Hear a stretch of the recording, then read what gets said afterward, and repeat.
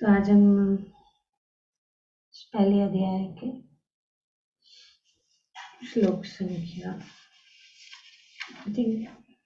35 तक कर लिया था, फिर भी एक बार उसको हम स्मरण कर लेते हैं। भगवान यहाँ पे बता रहे कि अर्जुन बता रहे भगवान को कि मैं युद्ध नहीं करूंगा, और उन्होंने वो कारण बता रहे कि क्यों मैं युद्ध नहीं करूंगा। तो अनेक अनेक कारण यहाँ पे अर्जुन प्रस्तुत कर रहे और कह रहे कि हे गोविंद, हम राज्य सुख अथवा इस जीवन से क्या लाभ, क्योंकि जिस सारे लोगों के लिए हम उन्हें चाहते हैं वे ही इस युद्ध भूमि में खड़े हैं। तो सब लोग यहीं पे है इस युद्ध भूमि में।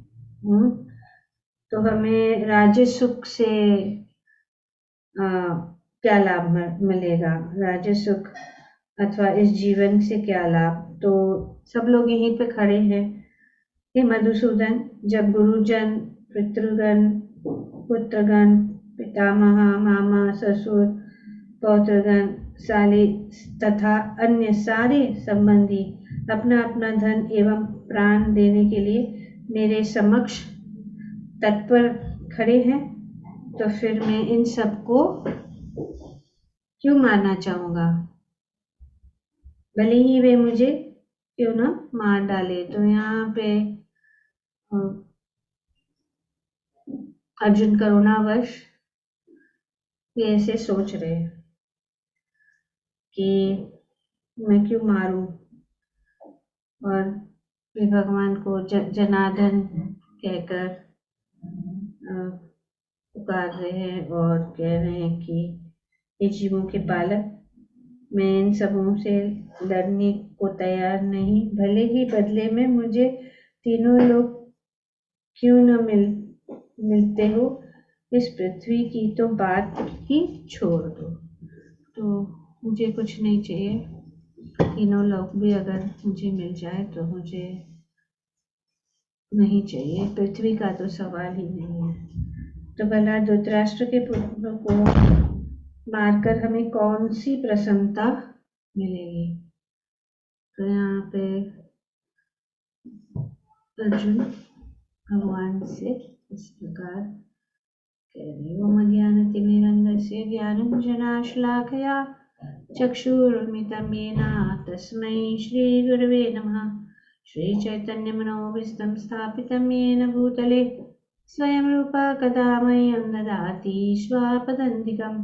वन्देऽहं श्रीगुरु श्रीयुतपदकमलं श्रीगुरून् वैष्णवं च श्रीरूपं साग्रजातं सगना रघुनाथं तं सजीवं साद्वैतं सर्वदूतं परिजनसहितं कृष्णचैतन्यदेवं श्रीराधा कृष्णपदां सगना ललिता श्रीविशाखावतं च। हे कृष्णा करुणा सिन्धु दीनबन्धु जगत्पते गोपेश गोपिका कान्त राधा कान्त नमस्तुते। तप्त काञ्चन गौराङ्गी श्रीराधे वृन्दावनेश्वरी वृषभानुसुते देवी प्रणमामि हरिप्रिये। वाञ्छाकल्पतरुभ्यश्च कृपा सिन्धुभ्येव च पतितानं पावनेभ्यो वैष्णवेभ्यो नमो नमः। जय श्री कृष्ण चैतन्य प्रभु नित्यानंद श्री अद्वैत गदाधर शिवासदि गौर भक्तवृंदा। हरे कृष्णा कृष्णा कृष्णा हरे हरे, हरे राम राम राम हरे हरे। हरे कृष्णा कृष्णा कृष्णा हरे हरे, हरे राम राम राम हरे हरे। हरे कृष्णा कृष्णा कृष्णा हरे हरे, हरे राम राम राम हरे हरे। तो यहाँ पे अर्जुन भगवान को गोविंद कहकर संबोधित कर रहे हैं। गोविंद का अर्थ है जो गौओं तथा इंद्रियों की समस्त प्रसन्नता के विषय है, या जो इंद्रियां और गो दोनों को आनंद देने वाली, इसीलिए गो का अर्थ है गाय, गौएं। और गो का अर्थ इंद्रियां भी है, तो इसीलिए गोविंद, आनंद देने वाले। इस विशिष्ट शब्द का प्रयोग करके अर्जुन संकेत करता है कि श्री कृष्ण यह समझे कि अर्जुन की इंद्रियां कैसे तुष्ट होगी। तो भगवान जो है ऋषिकेश भी है, इंद्रियों के स्वामी है, वे जानते हैं सब कुछ। तो इसीलिए यहाँ पे अर्जुन कह रहे हैं, भगवान को गोविंद करके संबोधित करते हैं कि हे गोविंद, हमें राज्य सुख वगैरह जो है उससे क्या लाभ होगा, आप सब जानते हैं। तो इसीलिए भगवान को गोविंद कहकर पुकारते हैं। गोविंद का अर्थ यहाँ पे श्री प्रभुपाद जी अपने तात्पर्य में बताते हैं कि इस विशिष्ट शब्द का प्रयोग करके अर्जुन संकेत करता है कि श्री कृष्ण ही समझे कि अर्जुन की इंद्रियां कैसे तुष्ट होगी। तो अर्जुन ये कहना चाहता है कि मैं युद्ध नहीं करना चाहता हूँ, मेरी इंद्रियों को कैसे तुष्ट कर सकते हैं आप जानते हैं, पर ऐसा नहीं है। गोविंद हमारी इंद्रियों को तुष्ट करने के लिए नहीं है।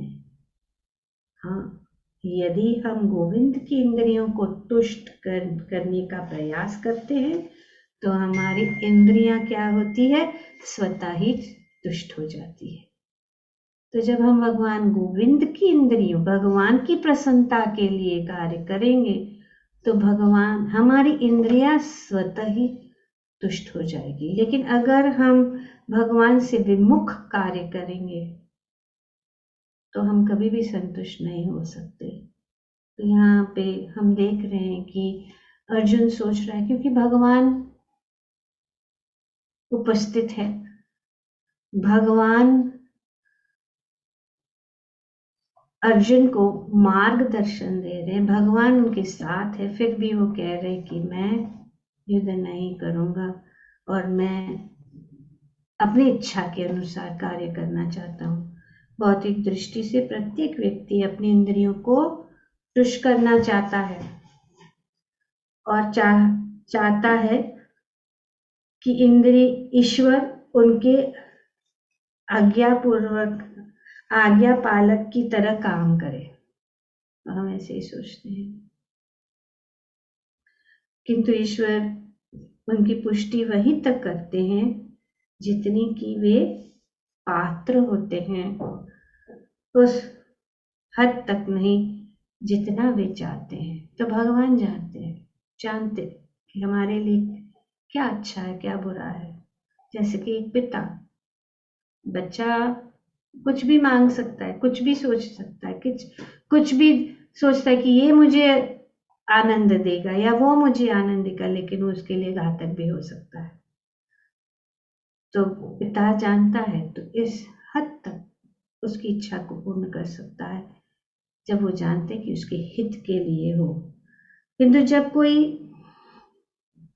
उनके विपरीत मार्ग ग्रहण करता है, अर्थात जब अपनी इंद्रियों की तुष्टि की चिंता न करके गोविंद की इंद्रियों की तुष्टि करने का प्रयास करता है, तो गोविंद की कृपा से जीव की सारी इच्छाएं पूर्ण हो जाती है। तो हमारा कार्य क्या है, भगवान की इंद्रियों को तुष्ट करना, मतलब भगवान को आनंद देना।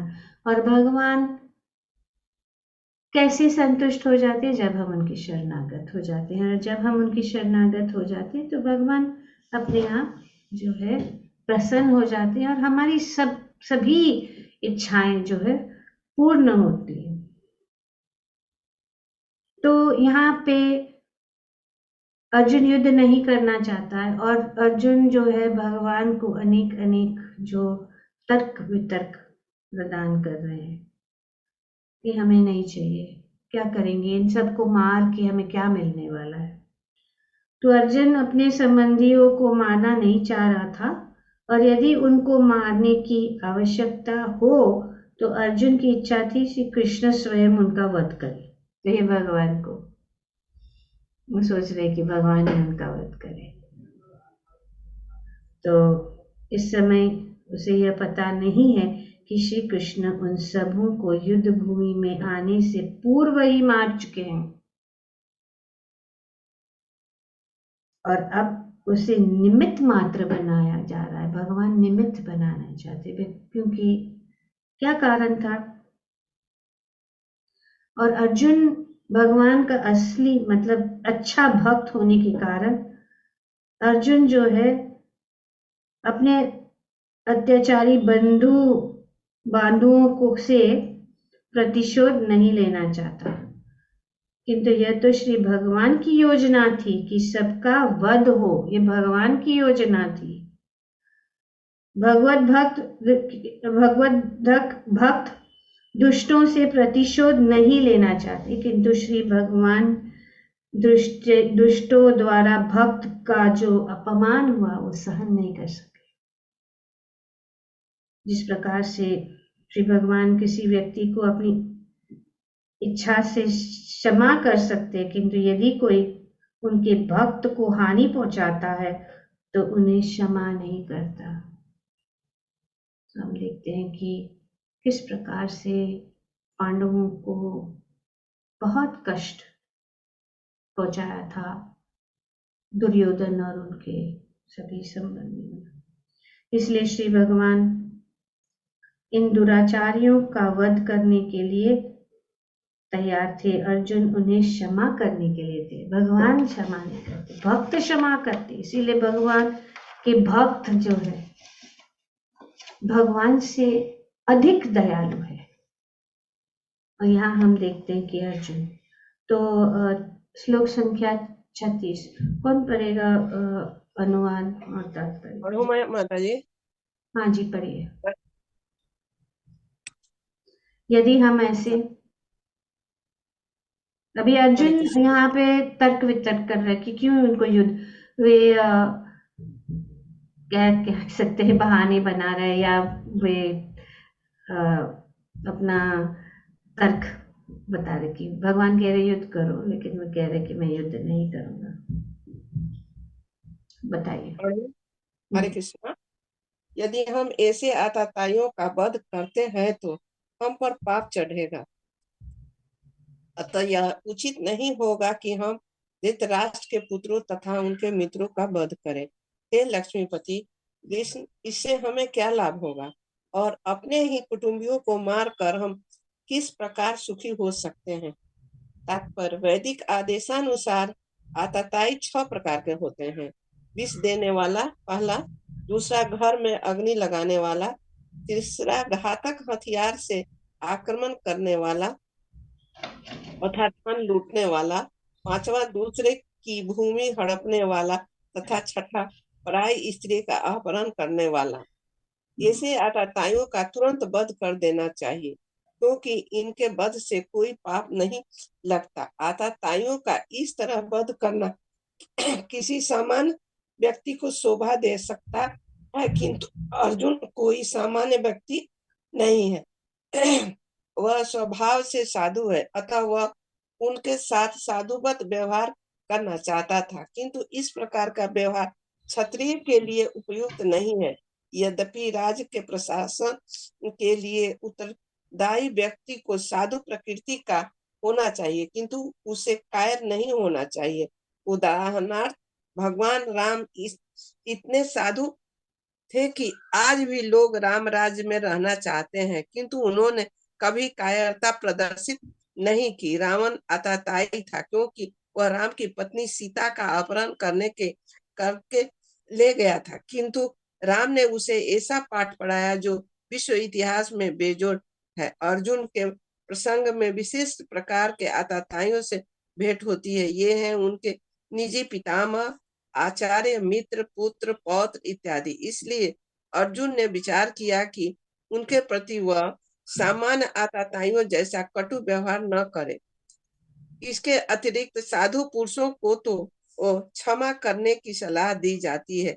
साधु पुरुषों के लिए ऐसे आदेश किसी राजनीतिक आपातकाल से अधिक महत्व रखते हैं। इसलिए अर्जुन ने विचार किया कि राजनीतिक कारणों से स्वजनों का वध करने की अपेक्षा धर्म तथा सदाचार की दृष्टि से उन्हें क्षमा कर देना श्रेयस्कर होगा। अतः क्षणिक शारीरिक सुख के लिए इस तरह वध करना लाभप्रद नहीं होगा। अंततः जब सारा राज तथा उससे प्राप्त सुख अस्थायी नहीं है तो फिर अपने स्वजनों को मार कर वह अपने ही जीवन तथा शाश्वत मुक्ति को संकट में क्यों डाले। अर्जुन द्वारा कृष्ण को माधव अथवा लक्ष्मीपति के रूप में संबोधित करना भी सार्थक है। वह लक्ष्मीपति कृष्ण को यह बताना चाह रहा था कि वे उसे ऐसा काम करने के लिए प्रेरित न करें जिससे अनिष्ट हो, किंतु कृष्ण कभी भी किसी का अनिष्ट नहीं चाहते, भक्तों का तो कदापि नहीं। हरे कृष्ण। थैंक यू माता जी। हरे कृष्ण, बहुत बहुत धन्यवाद। तो यहाँ पे कारण दूसरा बता रहे अर्जुन कि हमें पाप चढ़ेगा। एक तो हमें क्या लाभ होगा, और वो दया दिखाना चाहता है कि हमें नहीं चाहिए। और दूसरा बात यहाँ पे कारण बता रहे, पहला है compassion, second is loss of enjoyment, कि हम लोग इस राज्य को प्राप्त करके क्या मिलेगा। हम वही जिनके लिए हम ये राज्य, अगर ये राज्य होगा लेकिन जिसके साथ हम इसका भोग करेंगे वही नहीं रहेंगे, क्योंकि सभी जो है दूसरे पक्ष में थे। सभी उनके सभी जो सगे संबंधी, बंधु, गुरुजन, सब लोग, तो ये लोग सब नष्ट हो जाएंगे। वे नहीं रहेंगे तो किस प्रकार से हम इस राज्य को भोग करेंगे। इससे अच्छा है ये हो ही ना।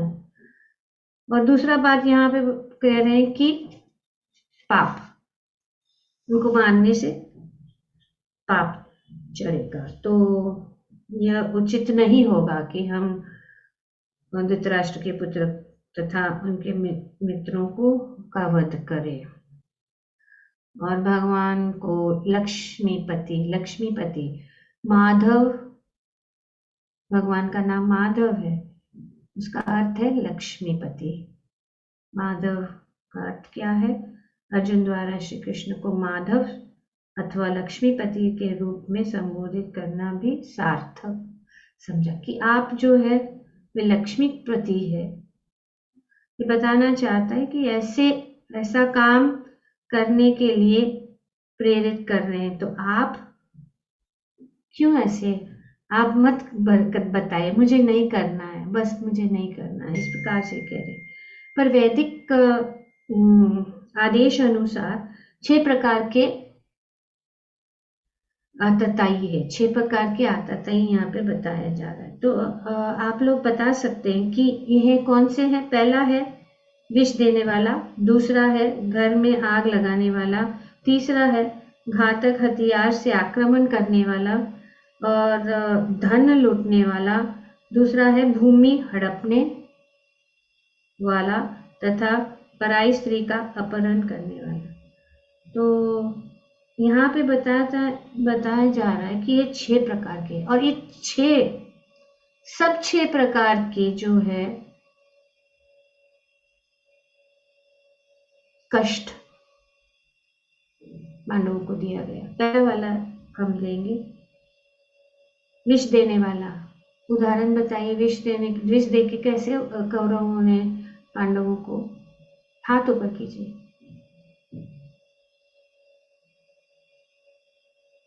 यस सहमत है।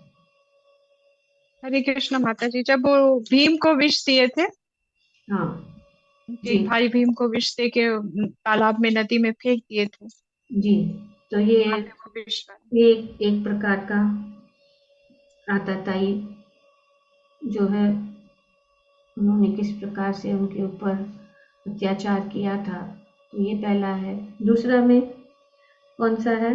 घर में आग लगाने वाला।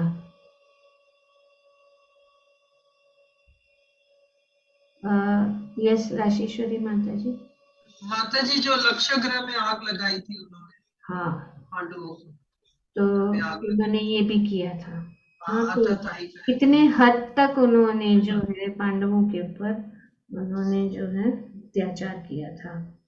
घातक हथियारों से आक्रमण करने वाला।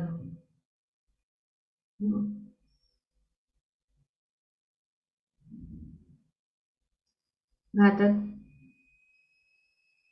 हथियारों से। यस नीलम माता जी अपने हाथों पर। माता जी, तो अभिमन्यु का वध किया था इन लोगों ने सबने मिलके? वो तो युद्ध के बाद नहीं, पहले की बात बोल रहा था। जब वे वनवास में थे तब उन्होंने पूरी सेना को लेकर उनको उनके ऊपर आक्रमण करने के लिए। आगमन किया था। ओके, फिर धन लूटने वाला।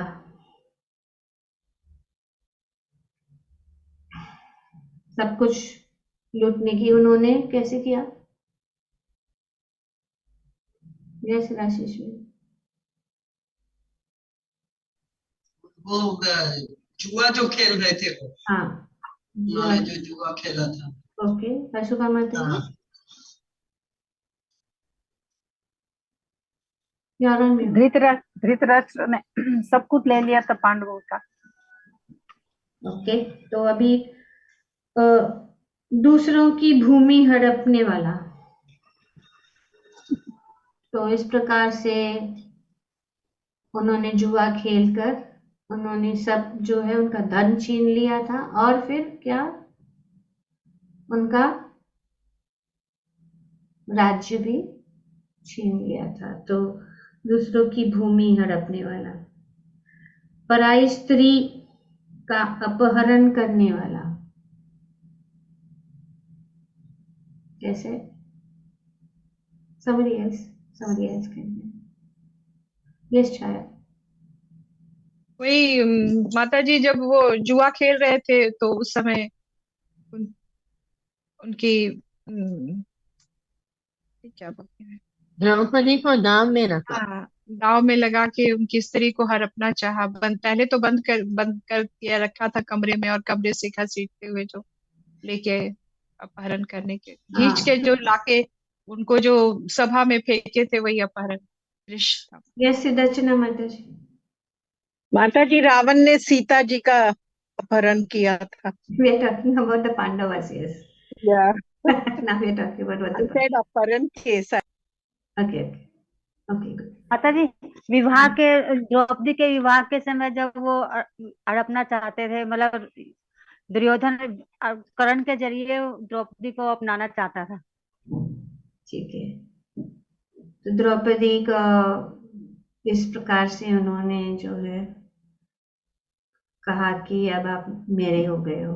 हाँ, दुर्योधन ने इस प्रकार से कहा जब वे जुआ के समय जब वो हार गए तो द्रौपदी। और दूसरा दुर्योधन ने जयद्रथ को भी प्रोत्साहन कहा कि उनको चढ़ाया कि तुम जाकर कर द्रौपदी का अपहरण कर लो, और उन्होंने उसको अपहरण करने की कोशिश की। तो हम देख रहे हैं कि यहाँ पे जितने भी 6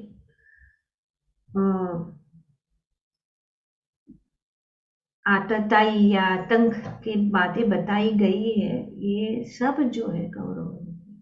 अर्जुन कह रहा है कि मैं ये नहीं करूंगा और मैं उनको मारूंगा नहीं। तो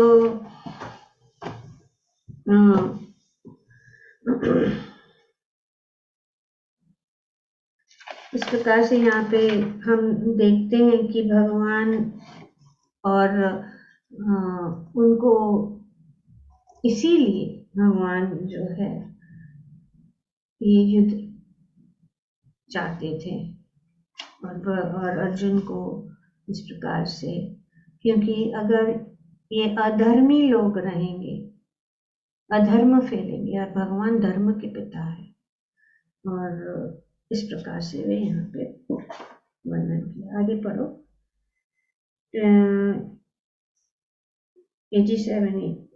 37-38 हे जनार्दन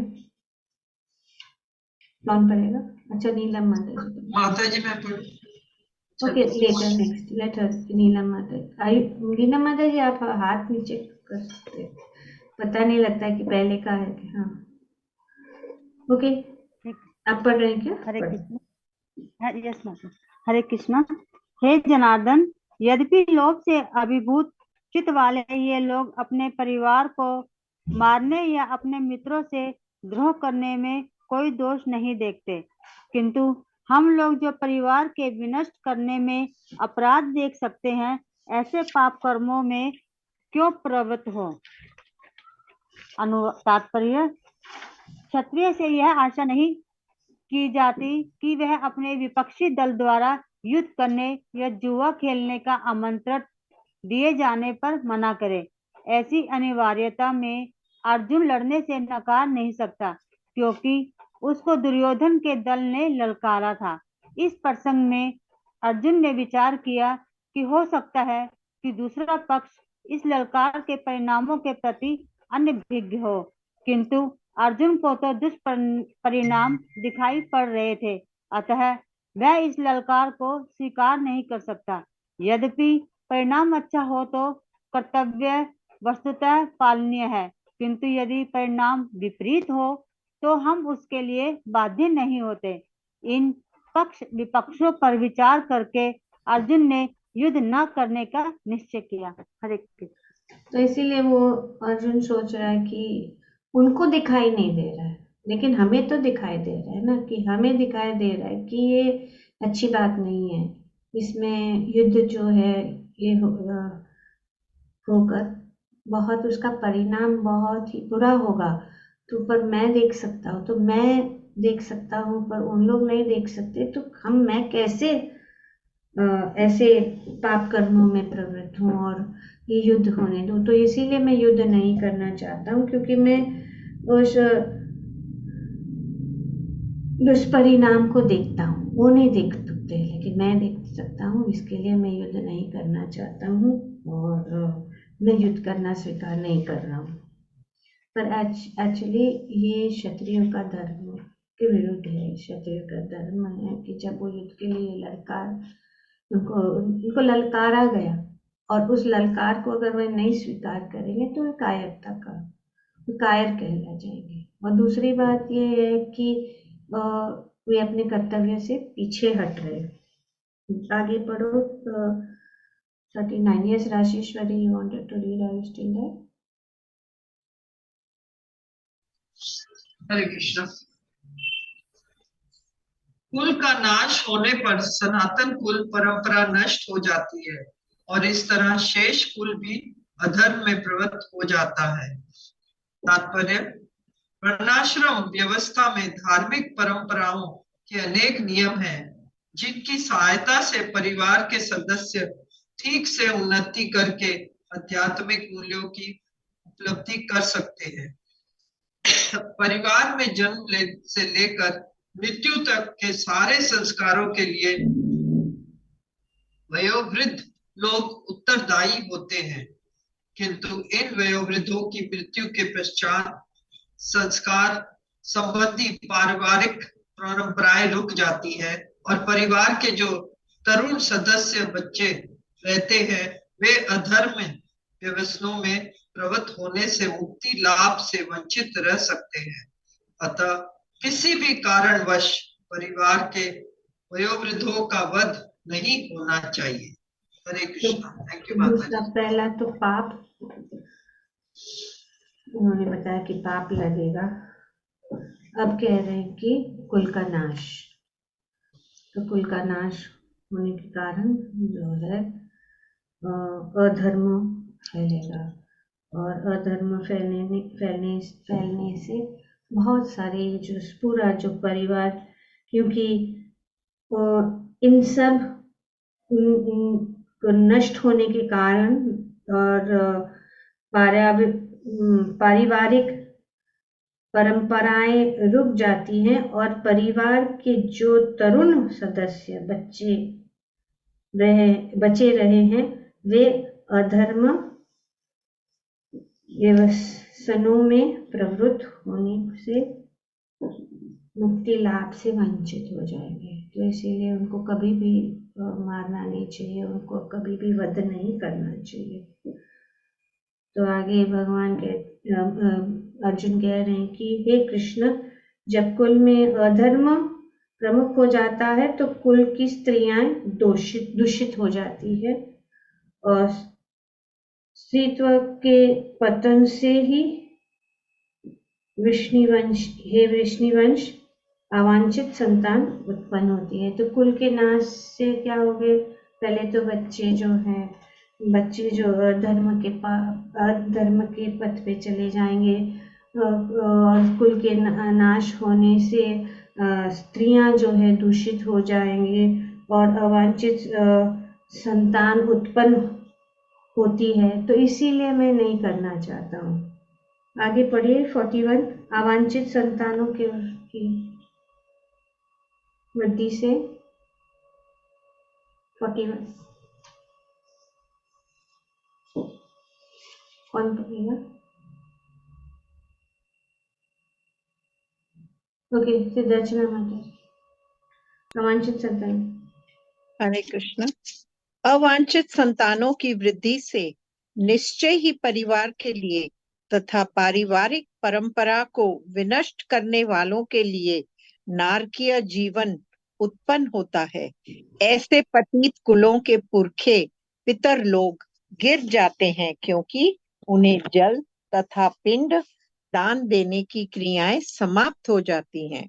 तात्पर्य, सकाम कर्म के विधि विधानों के अनुसार कुल के पितरों को समय समय पर जल तथा पिंडदान दिया जाना चाहिए। यह दान विष्णु पूजा द्वारा किया जाता है क्योंकि विष्णु को अर्पित भोजन के उच्चिष्ट भाग प्रसाद के खाने से सारे पाप कर्मों से उद्धार हो जाता है। कभी कभी पितृगण विविध प्रकार के पाप कर्मों से ग्रस्त हो सकते हैं और कभी कभी उनमें से कुछ को स्थूल शरीर प्राप्त न हो सकने के कारण उन्हें प्रेतों के रूप में सूक्ष्म शरीर धारण करने के लिए बाध्य होना पड़ता है। अतः जब वंशजों द्वारा पितरों को बचा प्रसाद अर्पित किया जाता है तो उनका प्रेत योनि या अन्य प्रकार के दुखमय जीवन से उद्धार होता है। पितरों को इस तरह की सहायता पहुंचाना कुल परंपरा है और जो लोग भक्ति का जीवन यापन नहीं करते उन्हें ये अनुष्ठान करने होते हैं। केवल भक्ति करने से मनुष्य सैकड़ों क्या हजारों पितरों को ऐसे संकटों से उबार सकता है। भागवत में 11 कैंटो 4.41 कहा गया है, देव ऋषि भूतात्म नृताम पितृनाम न किंकरो नाय मृणी न च राजन सर्वात्मना यह शरणम शरणयम गतो मुकुंदम परिहत्यम कर्तम। जो पुरुष अन्य समस्त कर्तव्यों को त्याग कर मुक्ति के दाता मुकुंद के चरण कमलों की शरण ग्रहण करता है और इस पथ पर गंभीरता पूर्वक चलता है, वह देवताओं, मुनियों, सामान्य जीवों, स्वजनों, मनुष्यों या पितरों के प्रति अपने कर्तव्य या ऋण से मुक्त हो जाता है।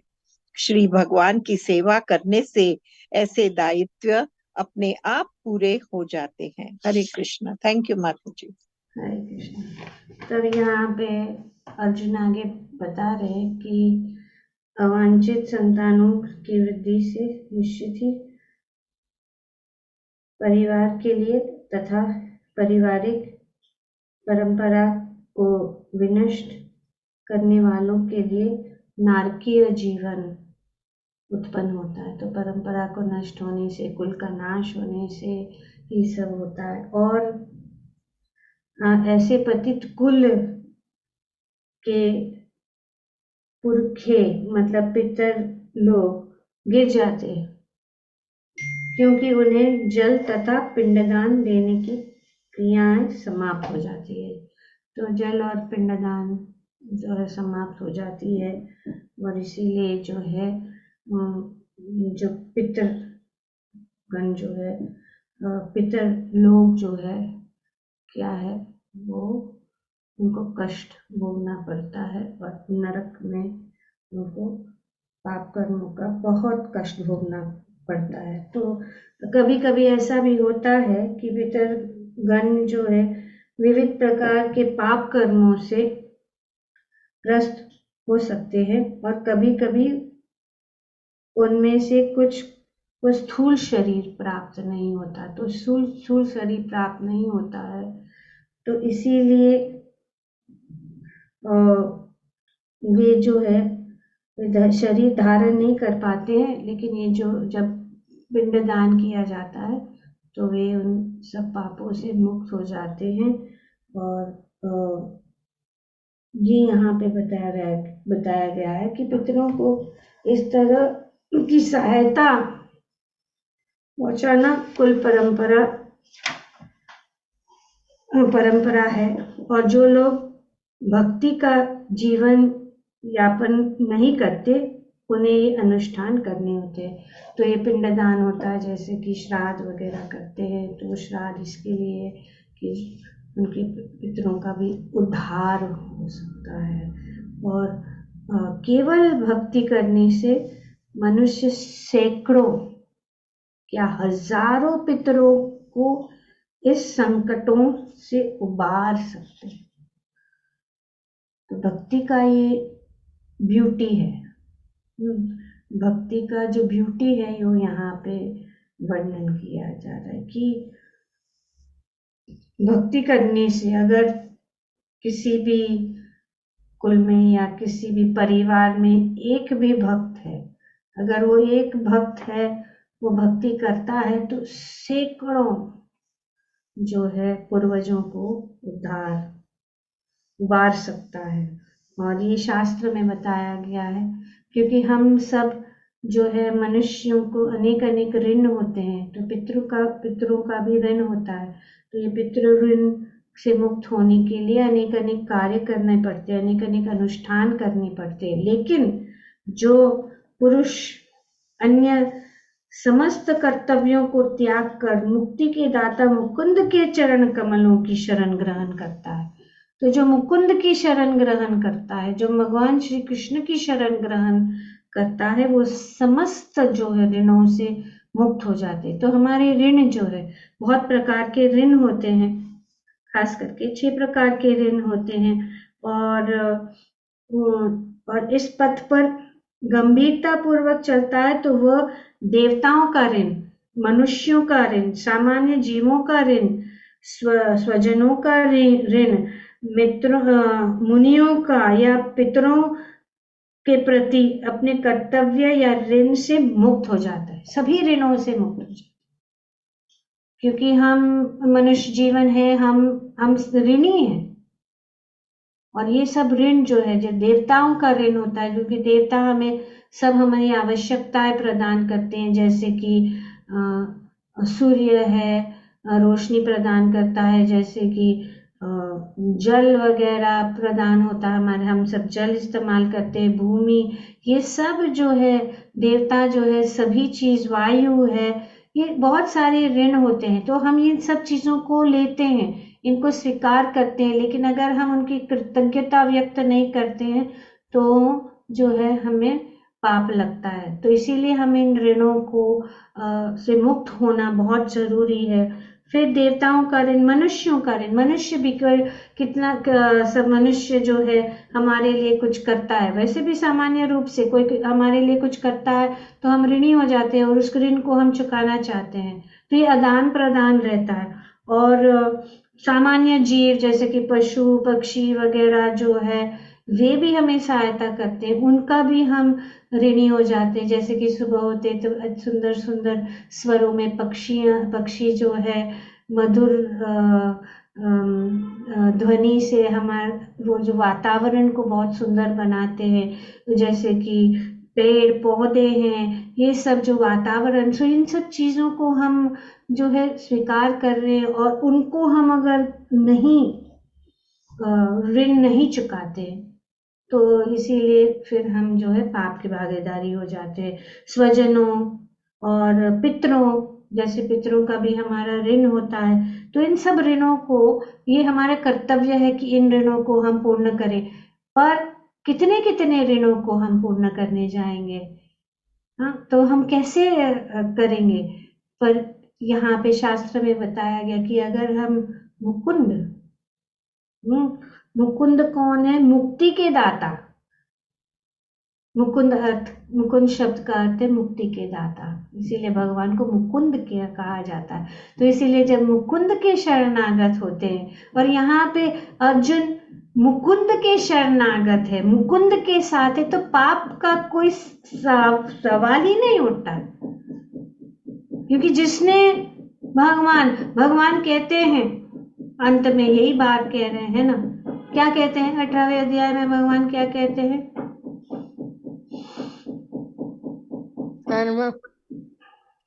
सर्वधर्म परित्याग। हाँ, सर्वधर्म परित्याग, माम एकम शरण अहम त्वम सर्व पापेभ्यो, मैं तुम्हें सभी पापों से मुक्त कर दूंगा। तो सबसे बड़ा पाप तो यही है कि हम भगवान के शरणागत हैं। अगर हम पाप तो है ही, लेकिन सबसे बड़ा पाप यही है कि हम भगवान से विमुख हो जाए, भगवान से की शरणागति हम नहीं स्वीकार करें। तो इसीलिए जब हम भगवान की शरणागत हो जाए तो हम सभी पापों से मुक्त हो जाएंगे। यहाँ पे ये बताया गया है कि जो पुरुष अन्य समस्त कार्यों को त्याग कर, मतलब अब सभी धर्म को त्याग कर, सभी जो ये ऋण है, सभी जो विधि विधान है, सभी अनुष्ठान जो है, सबको त्याग कर सकता है। अगर वो सब कुछ त्याग कर सिर्फ मुकुंद के शरण में आएगा तो वो सभी पापों से मुक्त हो जाएगा, तो वो सभी ऋणों से मुक्त हो जाए, किसी का भी ऋण उसको नहीं लगेगा, सभी ऋणों से मुक्त हो जाएगा। तो ये शास्त्र का विधान है कि वे अपने सभी कर्तव्यों ऋणों से मुक्त हो जाता है, अगर वे भगवान के शरणागत हो जाए। तो श्री भगवान की सेवा करने से ऐसे दायित्व अपने आप पूरे हो जाते हैं। ये है भक्ति का सुंदर जो ब्यूटी, भक्ति का सुंदर ये सौभाग्य है कि अगर हम भक्ति करें, भगवान के शरणागत है, भगवान को की भक्ति करें, भगवान का स्मरण करें और भगवान के चरण कमलों की छत्र छाया में अगर हम रहें तो हम सभी पापों से मुक्त हो सकते हैं। आगे बढ़ो, we'll just try to finish quickly. Yes, so 10 और 11 कौन पढ़ेगा?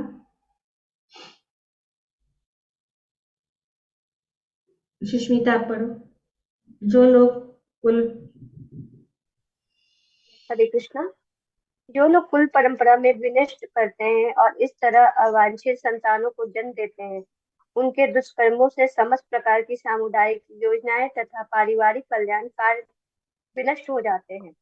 तात्पर्य, सनातन धर्म का या वर्णाश्रम धर्म द्वारा निर्धारित मानव समाज के चारों वर्गों के लिए सामुदायिक योजनाएं तथा पारिवारिक कल्याण कार्य इसलिए नियोजित है कि मनुष्य चरम मोक्ष प्राप्त कर सके।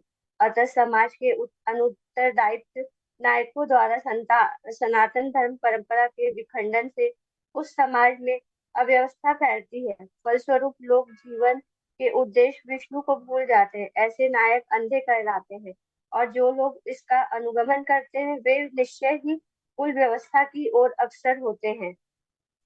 हे प्रजापति कृष्ण, मैंने गुरु परंपरा से सुना है कि जो लोग कुल धर्म का विनाश करते हैं वे सदैव नरक के वास करते हैं। तात्पर्य, अर्जुन अपने तर्कों को अपने निजी अनुभव पर ही आधारित करके आचार्यों से जो सुन रहा है उस पर आधारित करता है। वास्तविक ज्ञान प्राप्त करने की यही विधि है। जिस व्यक्ति से ने पहले से ज्ञान प्राप्त कर रखा है उस व्यक्ति की सहायता के बिना कोई भी वास्तविक ज्ञान तक नहीं पहुंच सकता। वर्णाश्रम धर्म की एक पद्धति के अनुसार मृत्यु के पूर्व मनुष्य को पाप कर्मों के लिए प्रायश्चित करना होता है। जो पापात्मा है उसे इस विधि का अवश्य उपयोग करना चाहिए। ऐसे किए बिना मनुष्य निश्चित रूप से नरक भेजा जाएगा, जहाँ उसे अपने पाप कर्मों के लिए कष्टमय जीवन बिताना होगा। हरे कृष्ण। तो यहाँ पे और बता रहे हैं अर्जुन कि पारिवारिक कल्याण कार्य विनिष्ट हो जाते हैं, ऐसे कुल परंपरा को विनष्ट होने से। और दूसरा है कि वे सदैव नरक में वास करेंगे। तो यहाँ पे और भी उदाहरण दे रहे हैं और या और भी कारण दे रहे हैं अर्जुन युद्ध नहीं करना, क्यों वे युद्ध नहीं करना चाहते, भगवान को कह रहे हैं। 44 and then 45 44, 45 and 46 also. Yes. Yes, Lalita.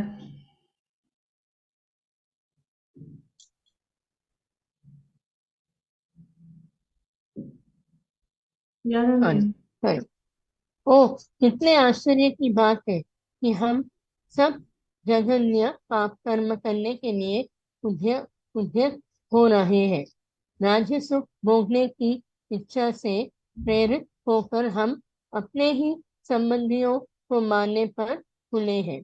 तात्पर्य, स्वार्थ के वशीभूत होकर मनुष्य अपने सगे भाई, बाप या माँ के वध जैसे पाप कर्मों में प्रवृत्त हो सकता है।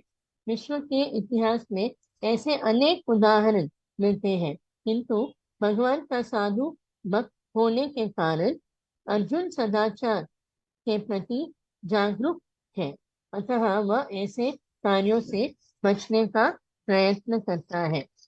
Can I continue, माताजी? Yes. यदि शास्त्रधारी धृतराष्ट्र के पुत्र मुझ निहत्थे तथा रणभूमि में प्रतिरोध न करने वाले को मारे तो ये मेरे लिए श्रेयस्कर होगा। तात्पर्य, क्षत्रियों के युद्ध नियमों के अनुसार ऐसा प्रथा है कि निहत्थे तथा विमुक्त शत्रु पर आक्रमण न किया जाए, किंतु अर्जुन ने निश्चय किया कि शत्रु भले ही इस विषम अवस्था में उस पर आक्रमण कर दे, किंतु वह युद्ध नहीं करेगा। उसने इस पर विचार नहीं किया कि दूसरा दल युद्ध के लिए कितना उद्यत है। इन सब लक्षणों के कारण उसकी दयाद्रता है, जो भगवान के महान भक्त होने के कारण उत्पन्न हुई। संजय ने कहा, यस भूमि में इस प्रकार कहकर अर्जुन ने अपना धनुष तथा बाण एक और रख दिया और शोक संतप्त चित्त से रथ के आसन पर बैठे। तात्पर्य, अपने शत्रु के स्थिति का अवलोकन करते समय अर्जुन रथ पर पड़ा हो गया था, किंतु वह शोक से इतना संतप्त हो उठा कि अपना धनुष बाण एक और रखकर रथ के आसन पर पुनः बैठ गया। ऐसा दयालु तथा कोमल हृदय व्यक्ति जो भगवान की सेवा में रत हो, आत्मज्ञान प्राप्त करने के योग्य है। हरे कृष्णा। तो अब हम देख रहे हैं कि किस प्रकार से अर्जुन कह रहा है कि मैं ये कैसा अनर्थ कर रहे हैं। ये बहुत आश्चर्यजनक है कि हम पाप कर्म में किसके कारण रहे, राज्य सुख के कारण हम ये पाप कर्म में लगे हैं कि हम इन सब लोगों को मारेंगे और अपने संबंधियों को मारने के लिए तैयार है। हम अपने संबंधियों को मारने के लिए तुले हुए हैं और मैं इसीलिए नहीं युद्ध करना, चाहे वे जो है हमें बिना, मैं युद्ध नहीं करूंगा। धृतराष्ट्र के पुत्र मुझे निहत्थे तथा रणभूमि में प्रतिरोध न करने वाले को मारे तो यह मेरे लिए श्रेयस्कर होगा। तो मैं उनसे प्रतिरोध नहीं लूंगा और मैं उनके ऊपर अस्त्र शस्त्र नहीं चलाऊंगा, और ये अगर वे मुझे मारे तो ये मेरे लिए श्रेयस्कर होगा। तो इस प्रकार से इस अध्याय का अंत इस मोड़ पर मतलब रुकता है, लेकिन से अंत नहीं पर रुकता है, जहाँ संजय कह रहे हैं कि युद्ध भूमि में इस प्रकार कहकर अर्जुन ने अपना धनुष तथा बाण एक तरफ रख दिया। तो हम देखते हैं कि वे उन्होंने अभी निश्चय करे, बैठ गए, नहीं करूंगा युद्ध, वही बैठ गए। और भगवान श्री प्रभुपाद जी ने कहते हैं कि ये सब लक्षणों का कारण उनकी दयाद्रता है, जो शिव भगवान के महान भक्त होने के कारण उत्पन्न हुआ है। ये भगवान का ये लक्षण है। और ऐसे दयालु तथा कोमल हृदय व्यक्ति जो श्री भगवान की सेवा में रत है, आत्मज्ञान प्राप्त करने के योग्य है। तो ऐसे ही दयालु और कोमल हृदय, कौन इस आत्मज्ञान, जो कौन इस भगवत गीता का ज्ञान समझ सकता है? ये एक्चुअली दयालु और कोमल हृदय वाला अर्जुन जैसे भक्त ही इस आत्मज्ञान को प्राप्त करने के योग्य है। तो इस प्रकार से श्रीमद् भगवद गीता के प्रथम अध्याय कुरुक्षेत्र की युद्ध स्थल में सैन्य निरीक्षण का भक्ति वेदांत तात्पर्य पूर्ण हुआ। तो ओम तत्सदिति श्रीमद् भगवद गीतासु उपनिषत्सु ब्रह्म विद्यायां योग शास्त्रे श्री कृष्ण अर्जुन संवादे विषाद योग नाम प्रथम अध्याय। तो ये जो श्री व्यास देव ने प्रत्येक अध्याय की समाप्ति पर श्री व्यास देव जी ने जो ये उपयुक्त पुष्पिका लिखी है कि इसमें श्रीमद् भगवद गीता का विशेष महत्व और प्रभाव ही प्रकट किया गया है। तो जब हम इसीलिए ओम तत्सत इति, ओम तत्सत इति, ये तीनों जो शब्द है, ये तीनों सच्चिदानंद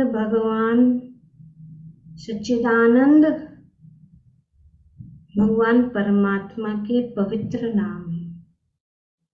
तो जब हम ओम तत्सत इति, इसीलिए हर अध्याय के बाद अंत में श्री व्यासदेव ने ये ओम तत्सत इति, इसका अर्थ है ये भगवान के नाम है। और जब हम गीता के अध्ययन का पाठ करने में श्लोक, पद और अक्षरों के उच्चारण में जो जो भूल हुई है, जो भी भूल हो जाती है, उसका परिमार्जन करने के लिए और संसार से संबंध विच्छेद पूर्वक भगवत संबंध की याद अपने लिए प्रत्येक अध्याय अंत में ओम तत्सत का उच्चारण किया गया है। कि ये ओम तत्सत का उच्चारण किसके लिए है? कि जब हम कुछ श्लोक वगैरह दोहराते हैं, उसमें अगर कोई त्रुटियां हो जाए या फिर गलतियां हो जाए या उच्चारण में, तो फिर वो जो है वो उससे हम मुक्त हो जाते हैं। तो इसीलिए ओम तत्सत की भगवान के ये नाम और हमारा जो ये संबंध, भगवत संबंध को याद दिलाने के लिए, कि सब कुछ जो है भगवान के साथ संबंधित है। और जब इस प्रकार से हम बोलते हैं तो हम जो है भगवान के साथ संबंध जुड़ते। ओम तत्सत इति श्रीमद्।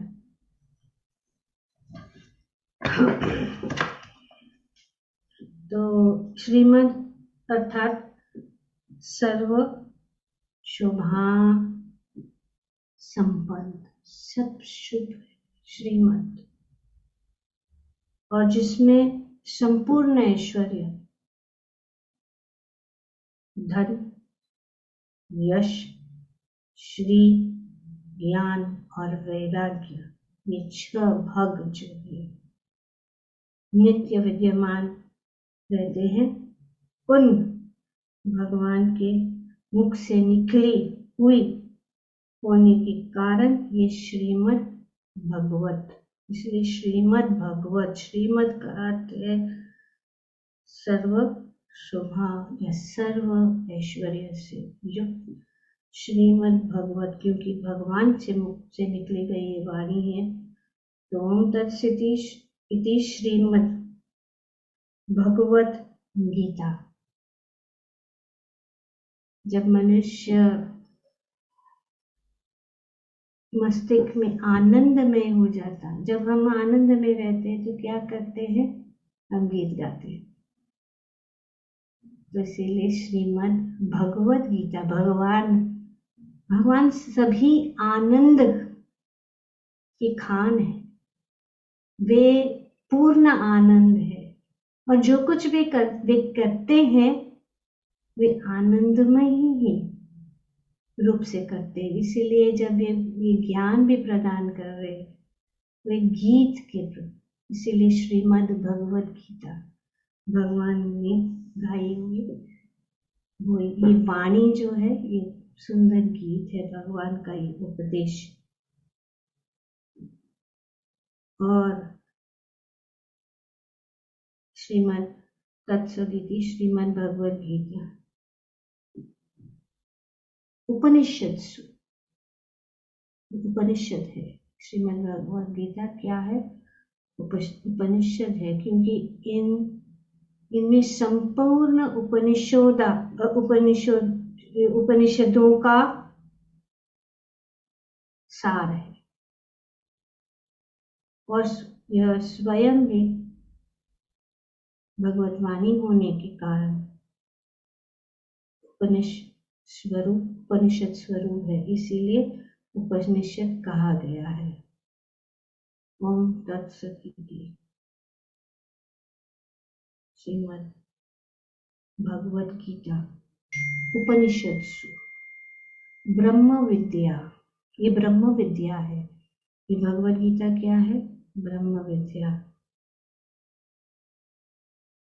क्योंकि ये सभी के कल्याण के कारण, कल्याण हेतु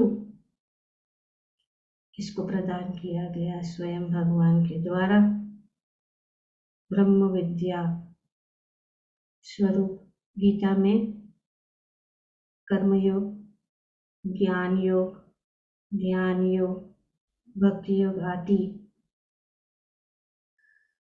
योग साधनों की शिक्षा दी गई है, जिससे परमात्मा साथ और नित्य संबंध का अनुभव हो जाए।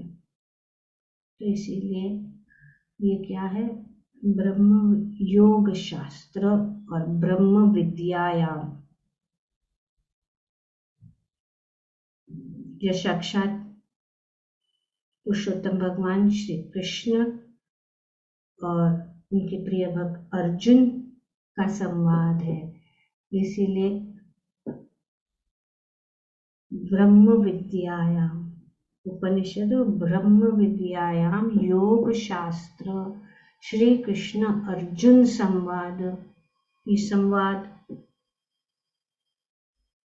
क्योंकि अर्जुन ने निसंकोच भगवान से बातें पूछी और भगवान ने उदारता पूर्वक उनका उत्तर दिया। इन दोनों के ही भाव इनमें है, अतः इन दोनों के नाम से इस गीता शास्त्र की विशेष महिमा होने के कारण इसे श्री कृष्ण अर्जुन संवाद नाम से कहा गया। तो ये श्री व्यासदेव के द्वारा प्रस्तुत की गई। और अर्जुन विषाद योग नाम हर एक अध्याय का नाम है, तो इसीलिए अंत में जो अध्याय का नाम है उसका उच्चारण किया जा रहा है। इस पहले अध्याय में अर्जुन के विषाद का वर्णन है, उनका विषाद का वर्णन है। यह विषाद भी भगवान अथवा संतों का संग मिल जाने पर संसार से वैराग्य उत्पन्न करके कल्याण करने वाला हो जाता है। ये विषाद जो है कल्याण करने वाला होता है, इसके लिए यहाँ पे विषाद अर्जुन विषाद। यद्यपि दुर्योधन आदि की भी विषाद हुआ है, तथापि उनमें भगवान से विमुक्ता होने के कारण उनका विषाद योग नहीं हुआ, पर अर्जुन का विषाद योग हुआ। इनका क्योंकि वे भगवान से विमुख हुए, उनको भी विषाद हुआ और अर्जुन को भी, लेकिन उनका ही विषाद योग नहीं हुआ।